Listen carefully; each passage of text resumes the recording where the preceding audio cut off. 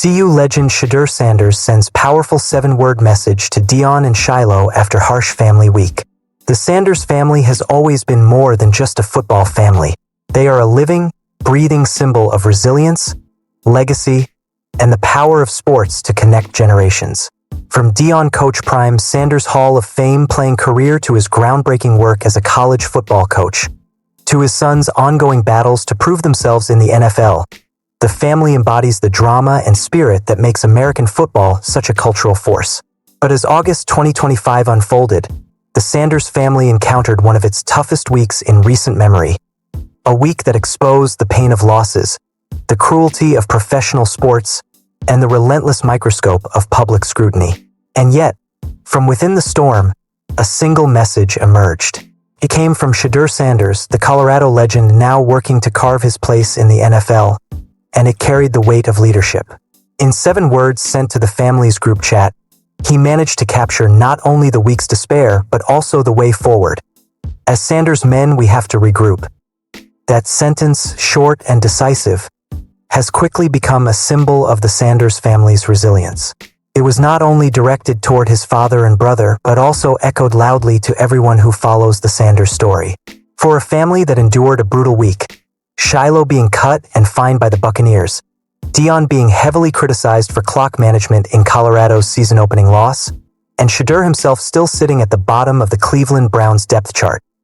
It was a reminder that setbacks do not define them. What defines them is the ability to stand together and keep pushing forward.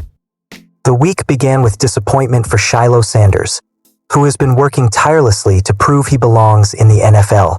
As an undrafted free agent fighting for a roster spot with the Tampa Bay Buccaneers, Shiloh had impressed in flashes during training camp. But in a preseason finale that was supposed to be his final audition, everything went wrong. He lost his temper, threw a punch, and was ejected from the game. The moment went viral, replayed endlessly on sports networks and social media. The consequences were swift and unforgiving. The Buccaneers released him, and to make matters worse, the NFL levied a fine of $4,669. For a young player on the bubble, already struggling to secure stability, the punishment was not just financial but symbolic. It left Shiloh adrift, with no team to call home and no guarantee that another chance would come. At the same time, Deion Sanders found himself under fire for his handling of Colorado's opening game against Georgia Tech entering the 2025 season. Expectations were sky-high in Boulder. The Buffaloes, once an afterthought in college football, had been transformed under Coach Prime's leadership into a ranked team that the nation was watching closely. But this was the first year without his 2 biggest stars, quarterback Shedeur Sanders and wide receiver/defensive back Travis Hunter, both now in the NFL, and questions swirled about whether Deion could sustain the success without them. Against Georgia Tech, Colorado had a chance to tie the game in the final minute. With 2 timeouts left, they advanced the ball into midfield territory, but confusion and hesitation marred the drive. Instead of stopping the clock and preserving time, Deion chose not to use his timeouts. Seconds bled away, and by the time the Buffaloes reached striking distance, all they could attempt was a desperation Hail Mary. Fell incomplete. The game ended in a 27-20 loss, and Deion walked off the field with 2 unused timeouts in his pocket. Analysts pounced. ESPN segments questioned his decision-making. Fans raged online. For a coach who had built his reputation on being bold, aggressive, and fearless, the decision not to call timeouts became an inexplicable blemish. And then there was Shadur himself, the man whose name had carried Colorado's offense for the past 2 seasons and who was now trying to build his reputation in the NFL. Once considered a potential first-round pick, Shedur's slide to the 5th round of the NFL draft shocked many. Some attributed it to skepticism about his competition level at Colorado, others to bias against a player coached by his father. Whatever the reason, the fall was humbling. He landed with the Cleveland Browns, who boast a crowded quarterback room. Veteran Joe Flacco, the 40-year-old Super Bowl MVP, was brought in to provide stability. Dillon Gabriel, another rookie, had momentum. Kenny Pickett and Tyler Huntley also filled out the depth chart. That left Shadur fighting uphill from the start. As of now, he remains last on the depth chart, technically the team's sixth quarterback. But unlike many rookies in that position, Shadur has refused to fade into the background. Even before he has played a single NFL snap, he has made his presence felt off the field. Reports out of Cleveland have highlighted his involvement in community work, particularly his presence in neighborhoods that many athletes might avoid until later in their careers. Former NFL receiver Cecil Shorts was particularly struck by it, saying, "I've never seen what Shedeur Sanders is doing this early on in a player's career.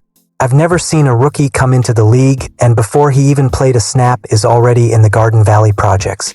All the things he's doing in the community. It's a special thing he's doing. That's not normal." This combination of challenges, Shiloh's release and fine, Deion's criticized coaching decisions, and Shedur's uncertain NFL role created a week that felt suffocating for the Sanders family. It seemed like everywhere they turned, negativity followed. And yet, that is precisely when Shadur stepped up as the voice of resilience. His words, "As Sanders men, we have to regroup," were not just a pep talk. They were a declaration that this family, accustomed to both the spotlight and the weight of public criticism, would not allow a single week to break them. The message carries extra significance because of who it came from. Shadur, though young, has long been viewed as an old soul. He grew up not only under the bright lights of his father's fame, but also under the relentless criticism that comes with it. His journey has taught him that success is never linear, that setbacks are inevitable, and that leadership often requires steadiness more than noise. In sending those 7 words to his family, he was reminding them, and himself, that the Sanders legacy is not built on perfect seasons or unbroken winning streaks. It is built on perseverance, adaptation, and unity. For Deion, the message was likely grounding.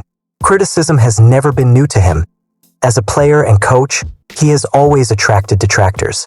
But hearing from his son in such a moment likely cut through the noise, reminding him that his worth is not measured by one lost game but by the broader arc of his influence. For Shiloh, the message was even more vital.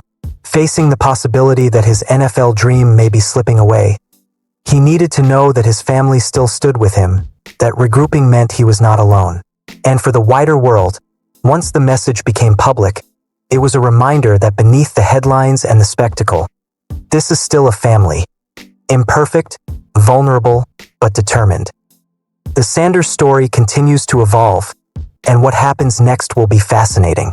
Shiloh may yet find another team willing to give him a chance, or he may have to pivot his career in unexpected directions. Deion will continue to coach Colorado, knowing that every decision will be magnified, but also knowing that he has built something extraordinary in Boulder that transcends one loss.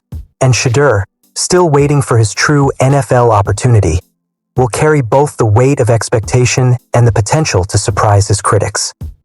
Ultimately, what lingers from this difficult week is not the fine, not the timeout controversy, not even the draft slide. What lingers are the words of a young man stepping into his role as a leader. "As Sanders men, we have to regroup," is more than just a text. It is a philosophy. It is a declaration that no matter the storm, this family will endure. That is the story of the Sanders family. Not perfection, not unbroken glory, but resilience. In football and in life, setbacks are inevitable. What matters is what comes next. For the Sanders family, what comes next will be written not only on the football field but in the choices they make together.